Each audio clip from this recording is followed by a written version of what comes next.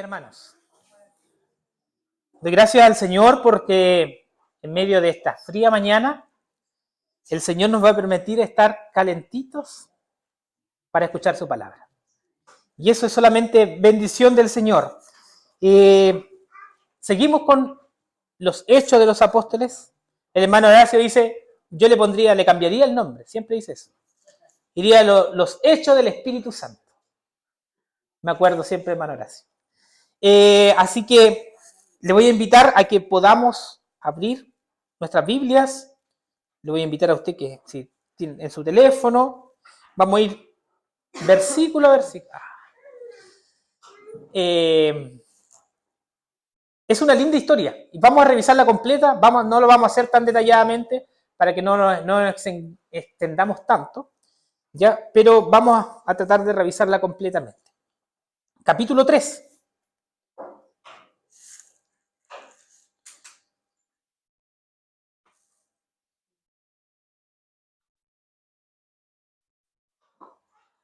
Y vamos solamente a leer los primeros 10 versículos, ¿ya? Y después me van a seguir acompañando ustedes durante el sermón en la lectura de los otros versículos. ¿Te parece si leemos todos? ¿Ya? Dice, en el nombre del Señor, todos juntos. Pedro y Juan subían juntos al templo a la hora novena de la oración. Y era traído un hombre cojo de nacimiento, a quien ponían cada día a la puerta del templo, que se llama La Hermosa, para que pidiese limosna los que entraban en el templo. Cuando vio a Pedro y a Juan que iban a entrar en el templo, les rogaba que le diesen limosna. Pedro con Juan, fijando en él los ojos, le dijo, míranos. Entonces él estuvo atento, esperando recibir de ellos algo. Mas Pedro dijo, no tengo plata ni oro, pero lo que tengo te doy. En el nombre de Jesús de Nazaret, levántate y anda.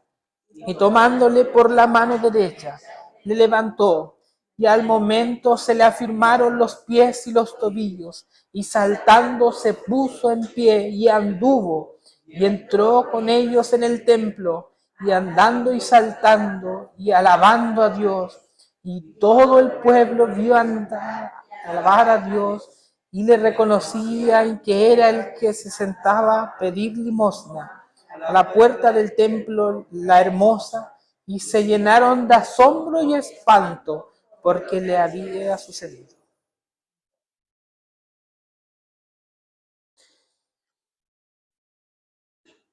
Antes de iniciar, es bueno que sepamos que el libro de los Hechos tiene una connotación especial, ¿ya?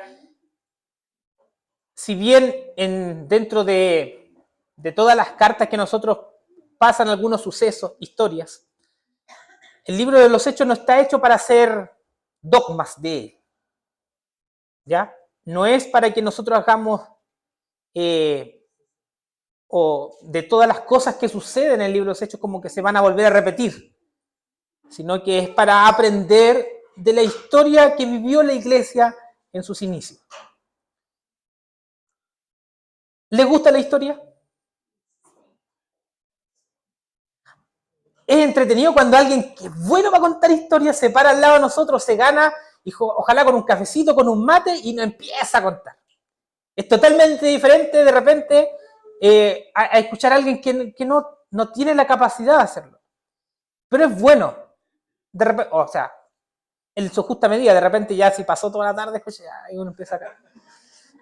Pero es bueno, y Lucas, que escribe este libro, Los Hechos de los Apóstoles, él lo está enviando a un amigo. Fue escrito para un amigo. ¿Y por qué? ¿Por qué él decide escribir para un amigo y por qué el Señor decide revelarlo? ¿Por qué el Señor decide que esté dentro de este canon bíblico?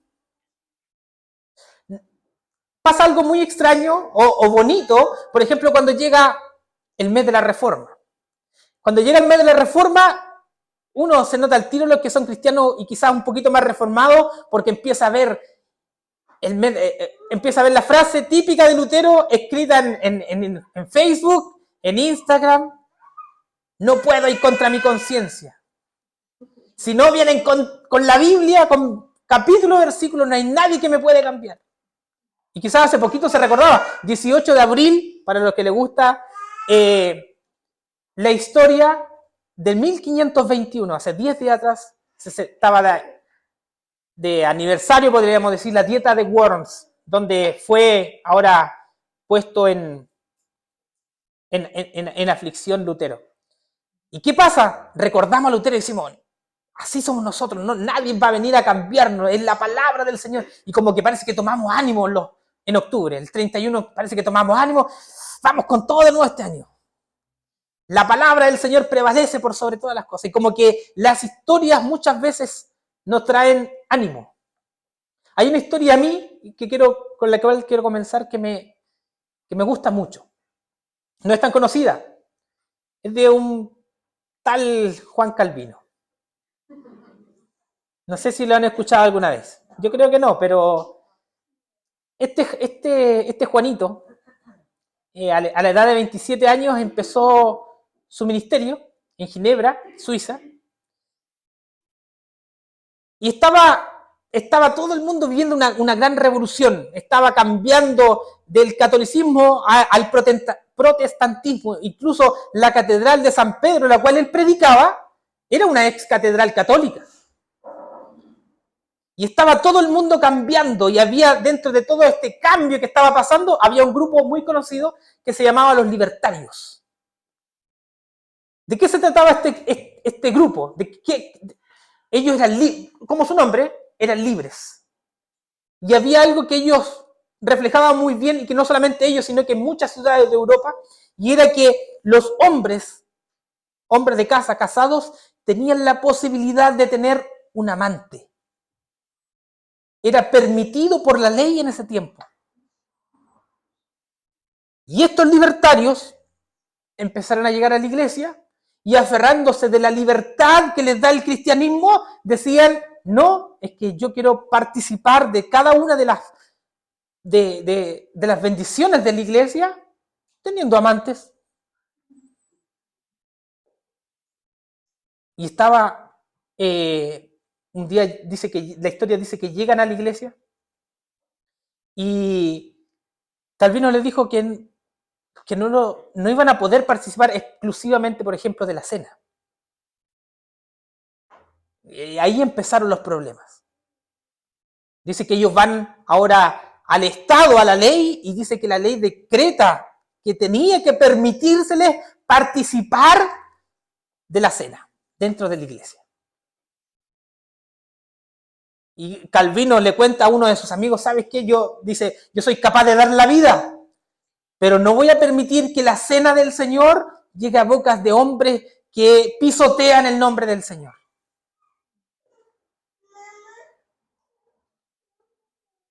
Dice que llega el día domingo, llega este grupo en caballos, todos llenos de espadas. Dice que cuando llegan, dice que habrá Lutero, que tenía por costumbre todos los domingos dar la cena, abraza todas las cosas de la cena y dice: ustedes no van a tocar esto. Y dice que ellos desenvainan cada uno su espada. Y él le dice: corten mis manos, corten mis brazos, quítenme la sangre, desparrámenla por la ciudad. Pero yo no voy a permitir que hombres que han decidido pisotear el nombre del Señor vengan a tratar de inmundicia esta cena. Y dice que ellos vieron la valentía de Juan y salen, refunfuñando un poco, pero salen de la iglesia. Uno escucha esta historia y como dice: tenemos que seguir adelante. Hubieron hombres valerosos, y necesitamos hombres valerosos en este tiempo, que a pesar de todas las circunstancias en las que vivimos, en este mundo que nos parece aprisionar, está sobre nosotros, tenemos que ser valientes. Yo creo que los Hechos de los Apóstoles, me imagino, Dice que Lucas ya no era joven, ya habían pasado los años cuando escribe los Hechos de los Apóstoles. Me imagino un viejito. Imaginémonos quizás. Imaginémonos un viejito que está con nosotros aquí en una mesa grande y dice, ya, les voy a contar una historia. ¿Ustedes saben cómo empezó la iglesia? Sí, el domingo pasado vimos que descendió el Espíritu Santo, que fueron llenos y fueron enviados a predicar el Evangelio. Y parece que estos hombres que parecían muy temerosos, que parecían muy torpes, parece que cambiaron completamente. Y encontramos a Pedro y a Juan, que subían juntos, dice, a la hora novena. La hora novena era básicamente las 3 de la tarde. Los judíos tenían por costumbre ir 3 veces al día a orar al templo. En la mañana, al mediodía y ya en la tarde, cuando ya se ponía el sol. Entonces, ellos se dirigían a orar al templo. Y dice, a la hora novena de la oración. Y era traído un hombre cojo de nacimiento a quien ponían cada día a la puerta del templo. Si nosotros seguimos leyendo en el capítulo 4, en el versículo 22, nos revela que este hombre era de nacimiento cojo y tenía aproximadamente 40 años. O sea, Martín está estudiando medicina. Fernanda está por allá. La Silvana, enfermera, la Paula, enfermera, también está por ahí. Hay varios de esas. Cuando entendemos que un hombre de 40 años ha sido lisiado desde nacimiento, entendemos que, por ejemplo, no hay musculatura en sus piernas. Entendemos que hay circuitos que no funcionan en su cabeza que den la orden a sus piernas para que se muevan. Incluso cuando una persona está hospitalizada mucho tiempo o tuvo una operación, le tienen que enseñar de nuevo a caminar. Gabriel es kinesiólogo. Tienen que de nuevo enseñarle todo este proceso. Imagínense un hombre de 40 que nunca había caminado. Un hombre que no tenía, que sus ligamentos no habían funcionado, no sabían, sus huesos no se habían producido esta fricción que muchas veces, la presión que se ejerce no había pasado nada. Este hombre era traído quizás a un lugar ventajoso, porque era fuera del templo, donde pasaban quizás las autoridades. No eran los márgenes de la ciudad, era en un lugar privilegiado. Cada día a la puerta del templo llamaba a la hermosa para que pidiese limosna de los que entraban en el templo. Y dice, cuando vio a Pedro y a Juan que iban a entrar en el templo, le rogaba que les diesen limosna. Pedro, con Juan fijándose en él, les dijo, míranos.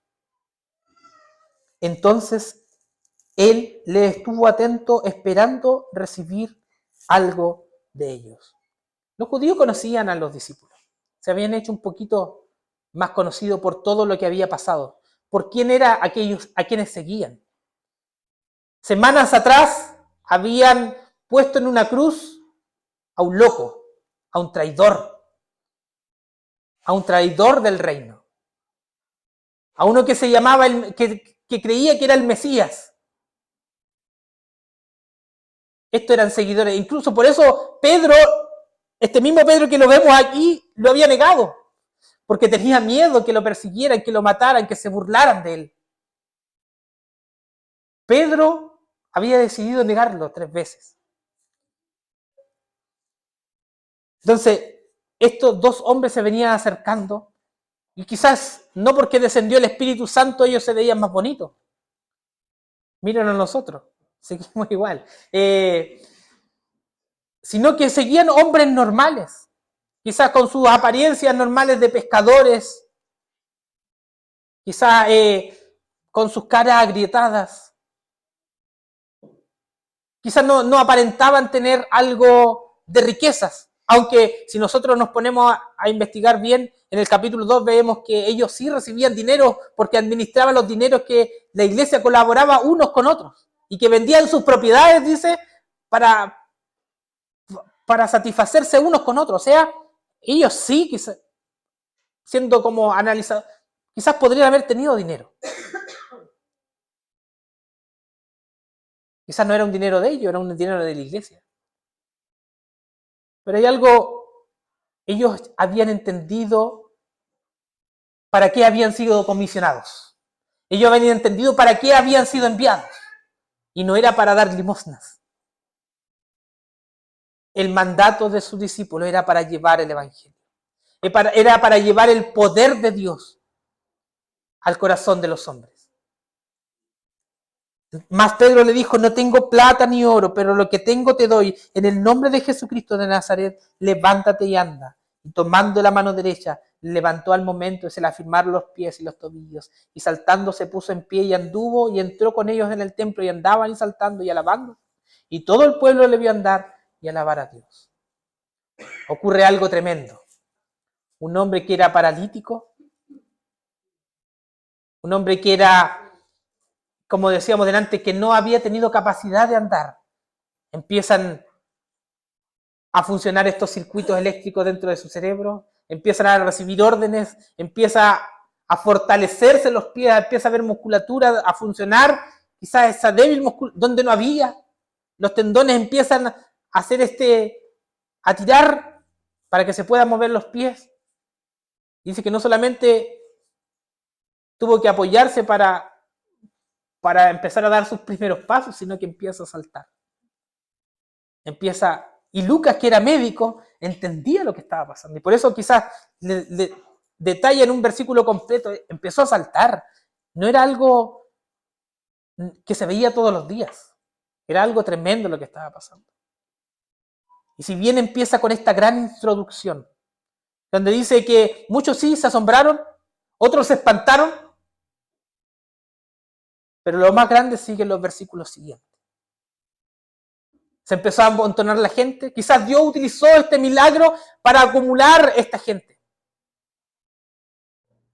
Y dice, y teniendo asidos, o sea, estaban encima de Pedro y de Juan, el cojo había sido sanado. Todo el pueblo atónito concurrió a ellos al pórtico que se llamaba de Salomón. En la entrada del pueblo estaban todos. Este hecho impresionó tanto que se empezó a acumular la gente. Y pasa eso. Nosotros empezamos a decir, aquí hay sanidades, hay obras, ven aquí que te vamos a curar, ven aquí que se van a solucionar tus problemas, quizás se va a acumular mucha gente. Dios en ese momento utilizó esto para que se llenara este pórtico, para atraer a tanta gente. Y aquí es algo que es lo que yo quiero que podamos meditar. Nosotros a diario tenemos la posibilidad de convivir con gente que no conoce del Señor. Dios nos pone en situaciones para conversar, para convivir y para también entregar el Evangelio. Pedro y Juan estaban en esta misma situación. Se llenó. ¿Qué hacemos? ¿Cómo los convencemos? ¿Qué pregunta te haces tú cuando estás en esa situación? ¿Cómo le hablo del Señor? ¿Cómo lo convenzo? ¿Cuáles pueden ser las sutiles palabras para que no se asuste? Y podamos volver a conversar. Pedro podría haber dicho, ¿cuáles son las palabras para que todo esto seamos iglesia?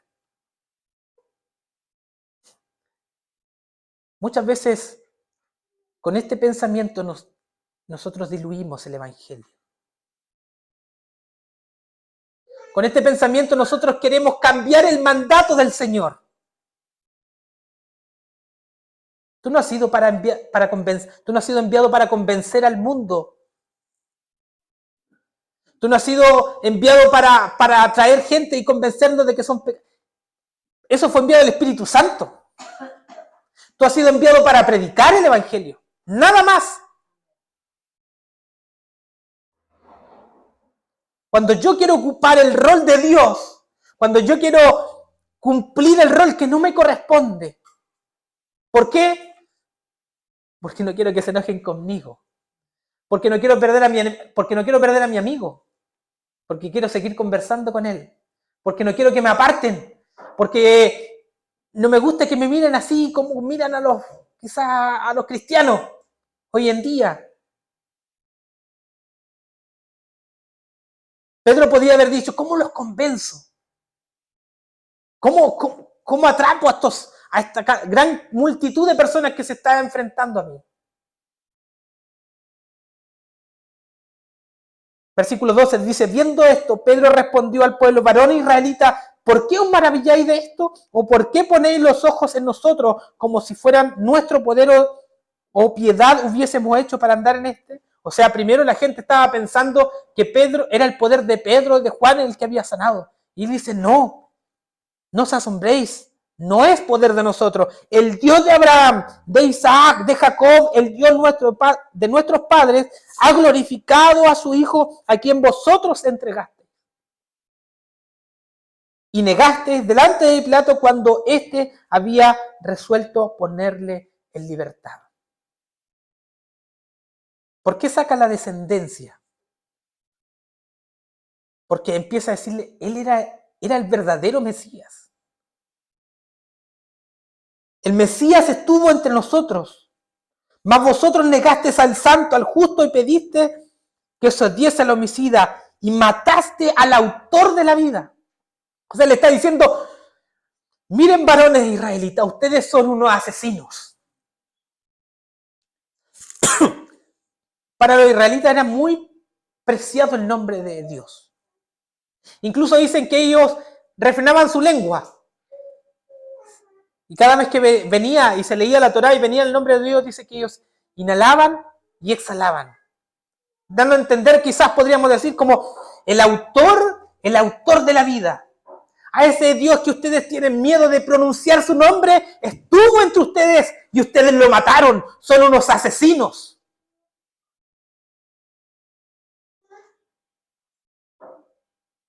¿Qué hubiera sido de nosotros si hubiéramos estado en ese tiempo? ¿No habría sido diferente? ¿No habríamos sido los mismos que apuntamos, que negamos, que decidimos tener a un malvado entre nosotros y condenar al Hijo de Dios? No hubiéramos sido diferentes a ellos. Cada día el mundo con su pecado maldice al Señor. Y eso es el Evangelio. No hay otro Evangelio. Hay una frase muy conocida en el mundo pentecostal cuando se va al mundo a estudiar los hechos, y quizás los primeros 2 capítulos, porque no estudian otros más. Y la frase dice, ¿qué impide que nosotros que ocurra lo que pasó en ese tiempo?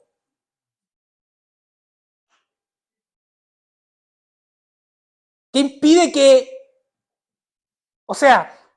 el Evangelio sea predicado? Estamos tan aferrados a nosotros mismos, estás tan aferrado a tu vida, amas tanto tu orgullo, tu corazón, que decides no predicar el Evangelio para que no te miren mal, para conservar a tus amigos. Si nosotros vamos a los últimos versículos a los primeros versículos del capítulo 4, del capítulo siguiente, vemos que pasaron 2 cosas. Se convirtieron 5.000, pero a Pedro y Juan lo encerraron en la cárcel. Por predicar el Evangelio, sí, vamos a tener que ser despreciados, y eso es lo que tú no quieres sufrir. Por predicar el Evangelio, sí, se van a romper relaciones, y eso es lo que tú no quieres sufrir, porque te amas más a ti que aquel que dio su vida por ti. ¿De qué se trata esta historia? ¿Se trata de nosotros? ¿Se trata de ti? ¿Se trata de mí? Se trata de aquel que dio su vida por rescatarnos. Se trata de aquel que dio su vida cuando éramos traidores. Se trata de aquel que no se aferró a Dios, algo como que aferrarse, como teniendo toda esa gloria, sino que se despojó. Y a nosotros nos cuesta tanto despojarnos de la miseria que tenemos. Vamos a seguir siendo mediocres. Vamos a seguir siendo los mismos. Una iglesia que cada día es más aplastada. Una iglesia que cada día está más encerrada en un rincón. si seguimos diluyendo el Evangelio? Si a ti te gusta más tener amigos en los que no estás dispuesta a romper relaciones por predicar el Evangelio.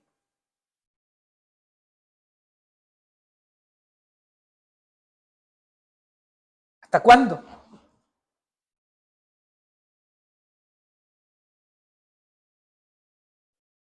Mataste al autor de la vida, a quien ha resucitado de los muertos, de lo cual nosotros somos testigos. Y por la fe en su nombre a esto vosotros veis y conocéis, y le ha confirmado su nombre. La fe que es por él ha dado a esta completa sanidad en presencia de todos vosotros.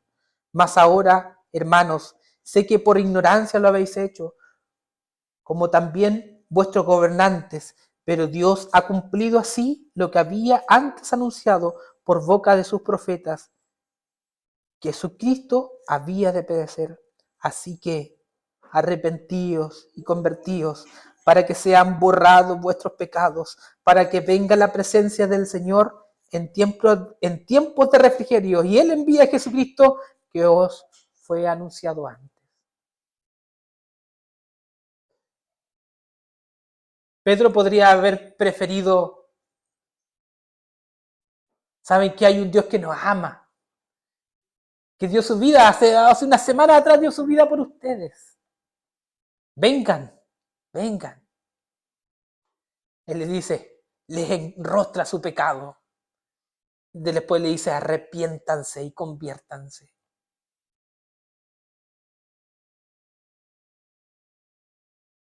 Sí, el Evangelio es un Evangelio lleno de amor, lleno de gracia, lleno de misericordia, pero para aquel que confiesa su pecado. Para los otros, el Evangelio es condenación. Hermanos, sin duda, este viejito que le decía al principio que nos podría haber estado contando esta historia, inspirado por el Señor, sabía que íbamos a vivir momentos como este. Sabía en que nos íbamos a debilitar. Sabía en que nuestro orgullo nos iba a ganar. Nuestro yo personal iba a ser por sobre nosotros. Pero el Señor en este tiempo nos viene a recordar que su evangelio está por sobre las cosas. No es necesario buscar el tema más interesante para atraer a la gente a la iglesia. ¿Cuál tema le puede gustar a todo San Carlos para que llegue a la iglesia? El evangelio de Cristo. No hay nada más. Con ese evangelio el mundo va a ser transformado.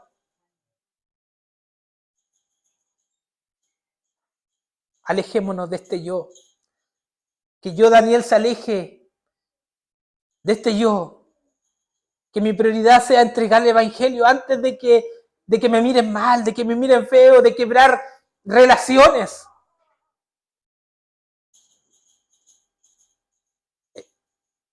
Dice la palabra del Señor. El que quiera ganar su vida, ¿se lo sabe? Dice que la perderá.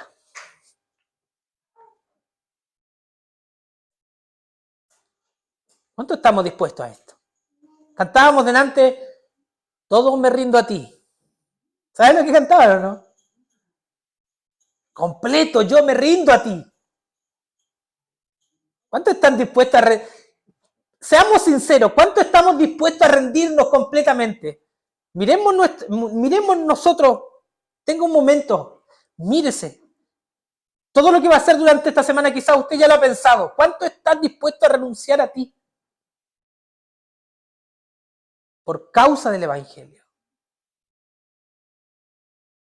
Es tiempo que el evangelio de Cristo sea glorificado, que su nombre sea puesto en cada lugar. Es tiempo de que nos volvamos al Señor, que la gracia del Señor sea nuestro pan de cada día. Algunos dicen, no, es que predican mucho de la gracia y la gracia. No, la gracia va junto con la santidad de Dios. El que no ha entendido eso, no ha entendido el Evangelio.